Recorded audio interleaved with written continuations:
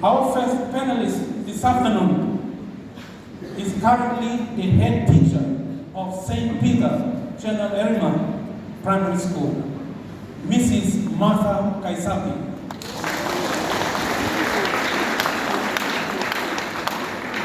She has been a teacher and a leader within the Catholic schools for over 3 decades. So I am now going to ask her to come forward, or she can sit down where she is, to share with us this afternoon some best practices of service learning, what was, what is, and what will be. Mrs. Martha Kaisapi. Oh, Kaisapi.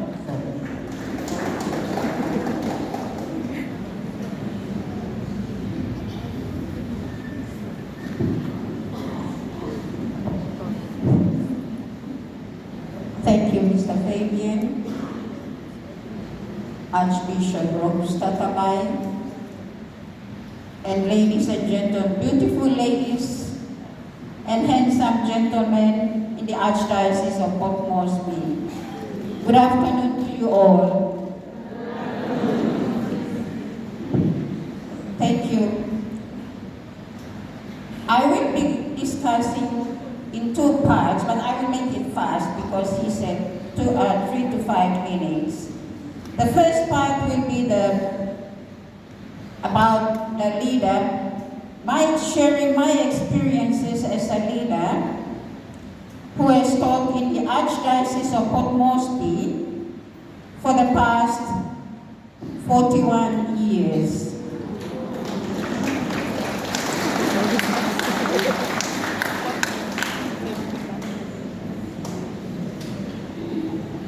When we were created for a purpose.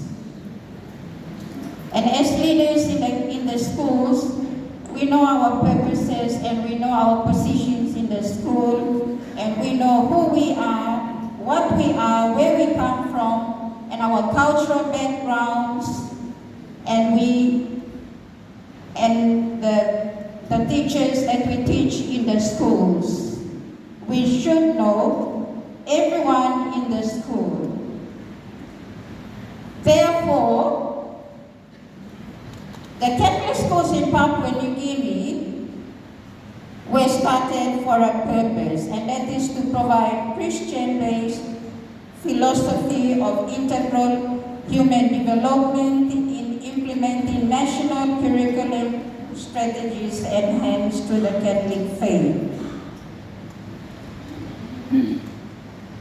The significant contribution towards the nation's development is evident in the actual number of Catholic schools throughout Papua New Guinea at all levels.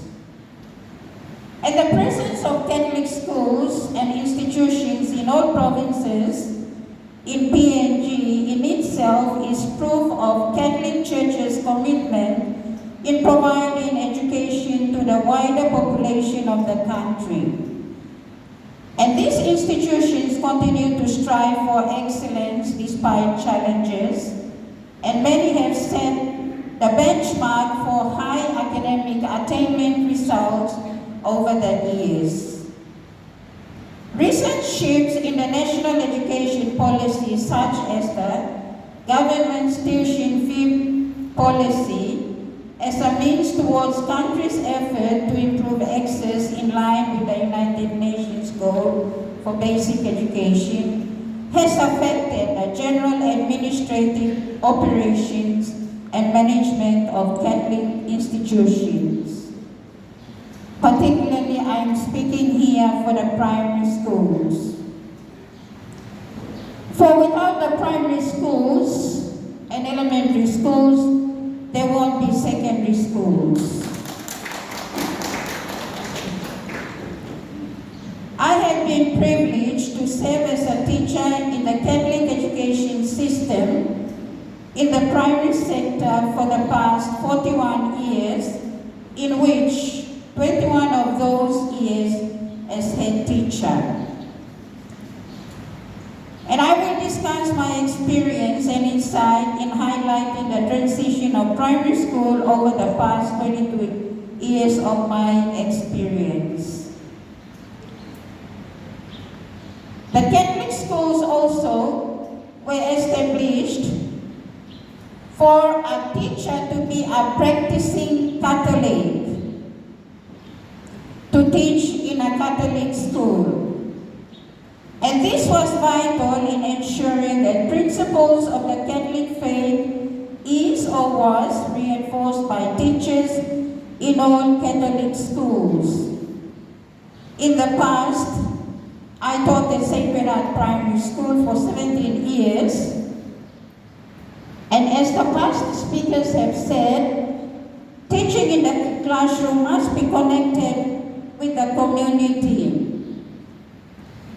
I believe in that because as a teacher and as a leader, in those years we were connected to the missionaries who were teaching here at Hola Youth Development Center at that time, led by Brother Dennis and Brother Leo.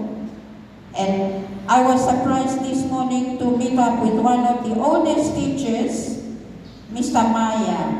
I also have a Mr. Maya in my school, but this is Mr. Maya from this school.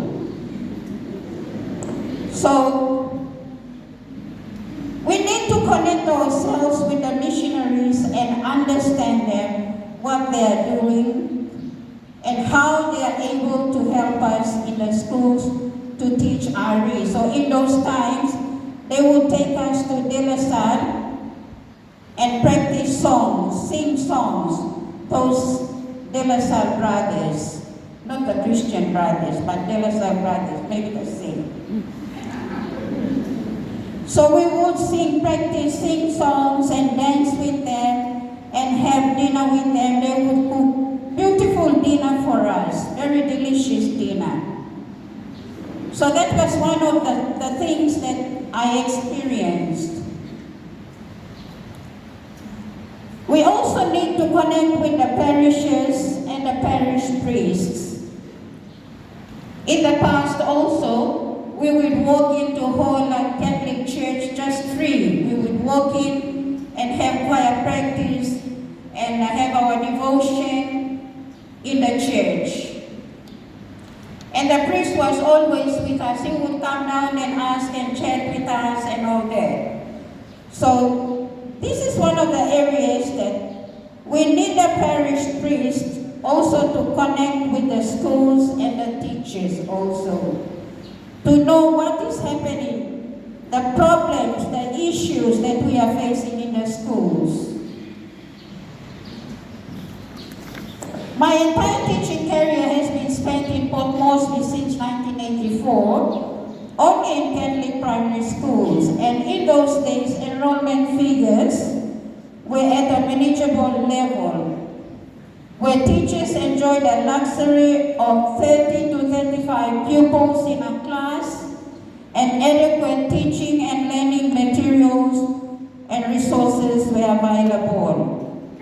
So each student had a book because we had only 30 to 35 students. Each child had a textbook that includes the religion textbook. But now, you can see what is happening in the schools. As Port Moresby expanded to cater for the increase in population, school enrollment figures increased in response to the influx of people moving into the city. By the year 2000, primary school classes had a teacher-to-student ratio of 1:55, and the situation has worsened to the present time with some classes of 60 to 70 plus students in many schools. And that is what we are facing now, with insufficient teaching and learning materials in the classrooms. As school enrollment figures increased, the need for additional classrooms and ablution blocks became necessary. For example, my school now, St. Peter Channel at Level 8 School, it's 250 students per toilet board. The national government's tuition fee free has further compounded the restrictions on limits of students' enrollment. As head teacher, the challenge is to implement the government policy. I don't have a choice but to implement and to force the teachers to implement the policy, just shoving it into their mouths. Whether they like it or not, but it's a policy that is handed down to us to implement it.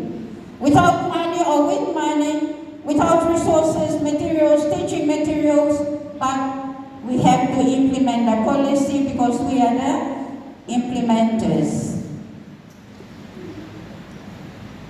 And also the Catholic education system's regulation and requirements, as well as catering for the community's need in each setting. Consequently, the reality of Catholic teachers' retention in Catholic schools has become a major challenge. With due respect, I would like to mention is that many of our teachers in our Catholic schools currently lack knowledge and commitment of Catholic beliefs and values. And not only the teachers, but also the educators. We can say we are Catholics, but we lack knowledge in our beliefs and in our values also, because we are not living by that.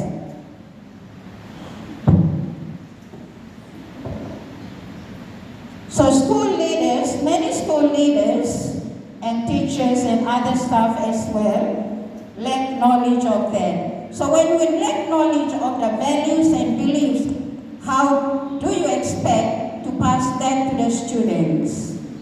Blind leading the blind. Like what the past speakers have said, we need leaders with visions.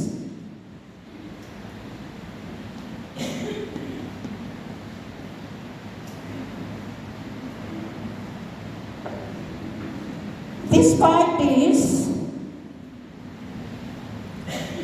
I continue as a head teacher, and also I salute my other counterparts, the head teachers in the other Catholic schools, other primary schools. I acknowledge the secondary and vocational schools as well.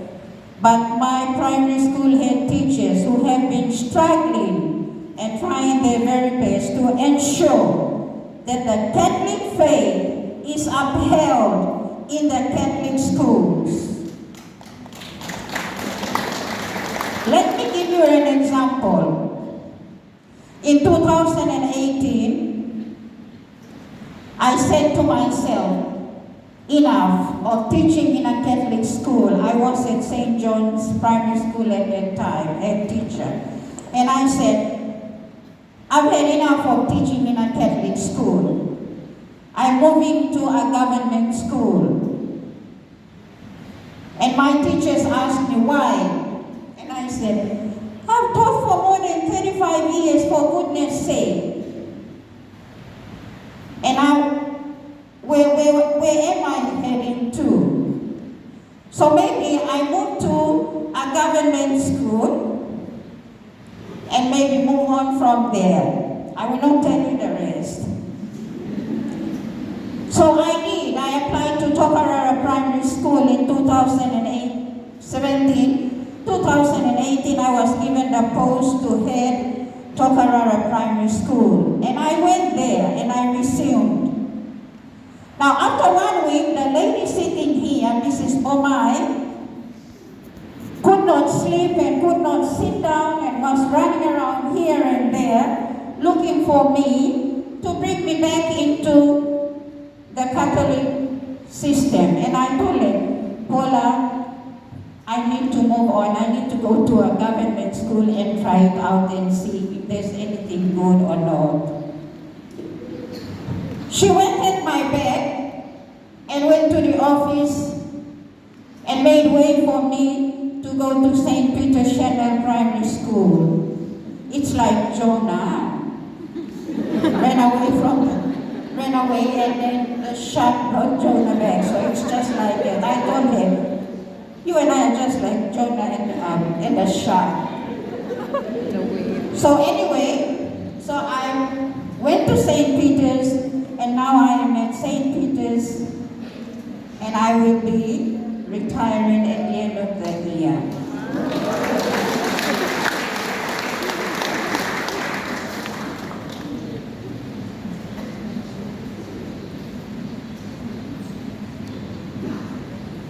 Another major issue in teacher retention is the lack of housing and accommodation. A large number of our teachers in schools are faced with the challenge of finding affordable rental accommodation in settlement areas. Located further away from schools, in most instances, they have to bear the cost of transport and security on a daily basis.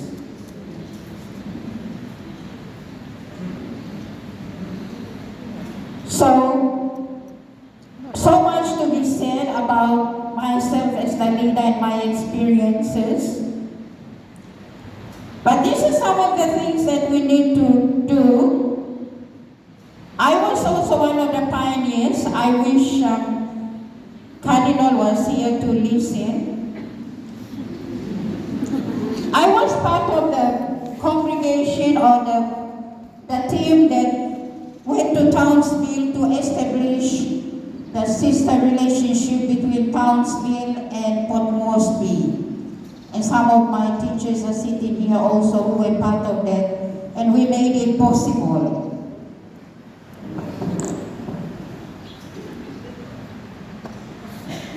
We also need to encourage students to take part in the community services, and I believe it.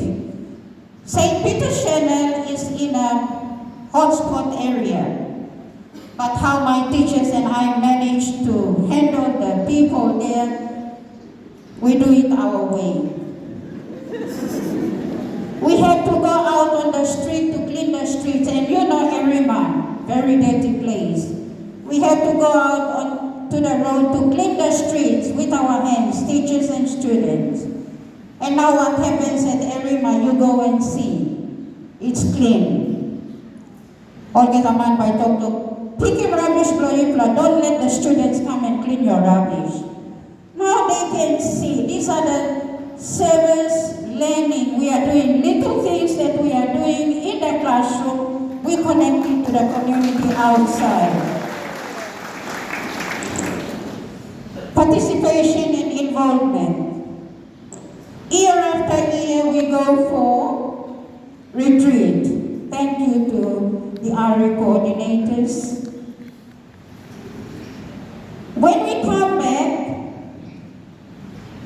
we are not practicing, we are not implementing what we have learned, what we have got from Sivarai Namona for the two days. So maybe Sister Beverly, you need to look into that and try to improve on that area.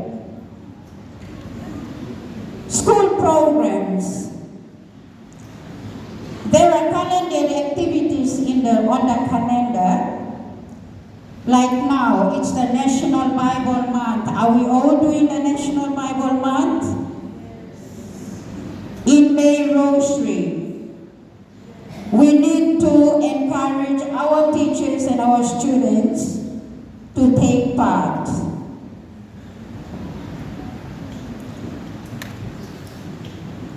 I'm almost done.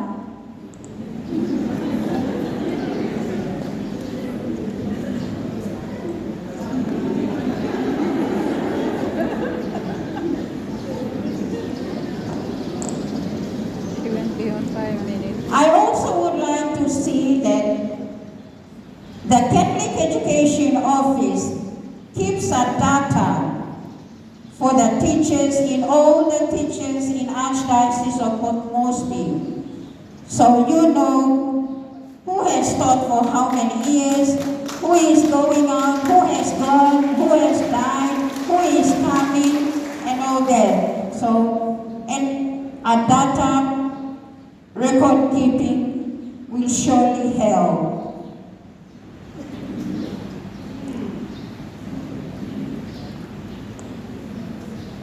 Finally, capacity building. In our archdiocese themes, we have like journeying together in faith. And now this year is another theme. Are we really practicing those themes in our schools? I don't think so.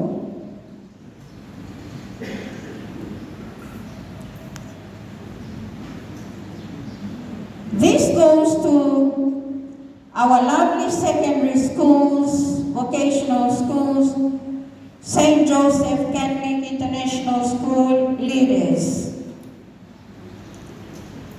As we move on with the new technologies,